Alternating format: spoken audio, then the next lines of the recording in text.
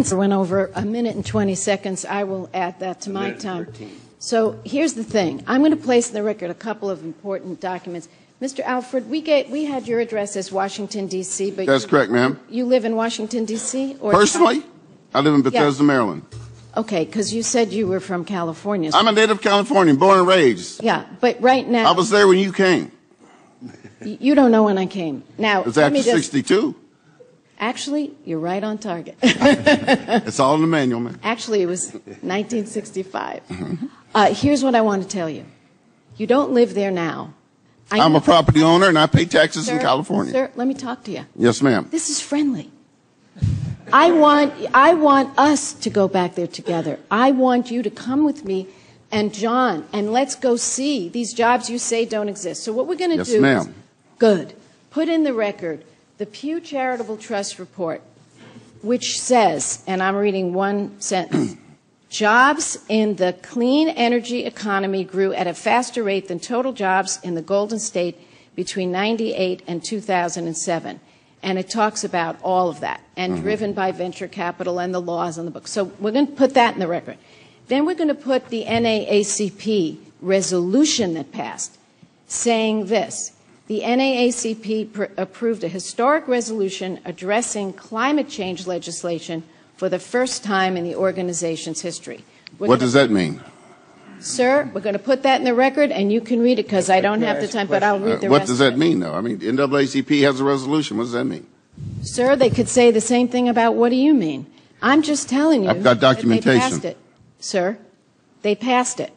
Now, also, if that isn't interesting to you, we'll quote John Grant, who is the CEO of 100 Black Men of Atlanta, quote, clean energy is the key that will unlock millions of jobs, and the NAACP's support is vital to ensuring that those jobs help to rebuild urban areas. So clearly there's a diversity. Madam Chair, that is condescending to me. I'm the National Black Chamber of Commerce, and you're trying to put up some other black group to pit against me. If this gentleman were here, he would be proud that he was being quoted. He should have been invited. Just as he would be proud. It is condescending to me. Just so you know, he would be proud that you were here. He's proud, I'm sure, that I am quoting him. All that's condescending, and I don't like it. It's racial. I don't like it.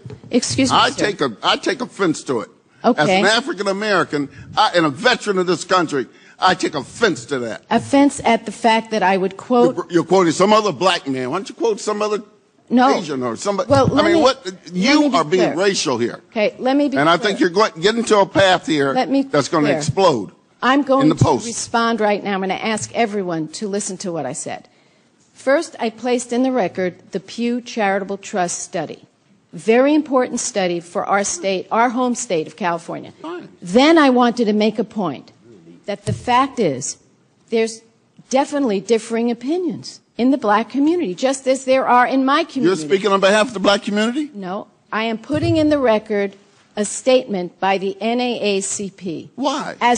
Because I think it is quite relevant. I understand the Pew, I think they're great leadership. The Pew study. But you why are you doing the NAACP? Why are you doing the Colored People Association study with the Black Chamber of Commerce? I am trying to show the diversity of support that we have. And I will go ahead and do one more diversity of support. The oil companies. The oil companies. I think they're an important part of this conversation. The oil companies are the ones who funded the very first CRA report that you support. I think it's important to note. I have no idea of that.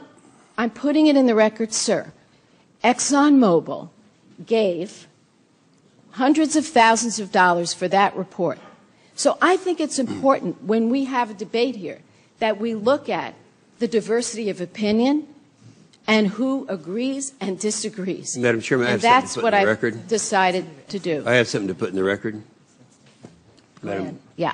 Yeah, I think if we're going to put the NAACP paper in the record, I want to enter the actual resolution because it does not endorse this.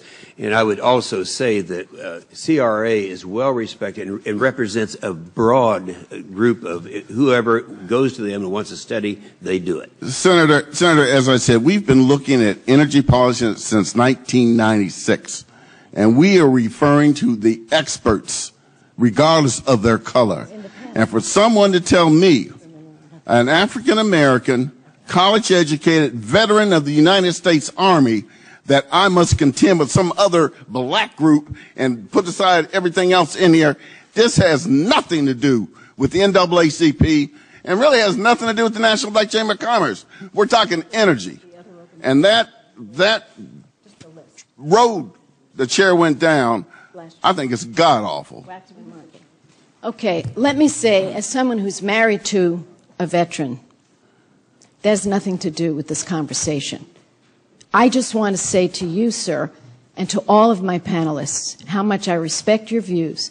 I will put a number of other documents in the record from many other organizations, because right now the whole point is to build support. I'm trying to build support. Your organization opposes. I am showing you organizations that support, and I will continue to do this. And they are diverse. They represent America, just as the opposition does. And that's what I will continue to do. And now we will move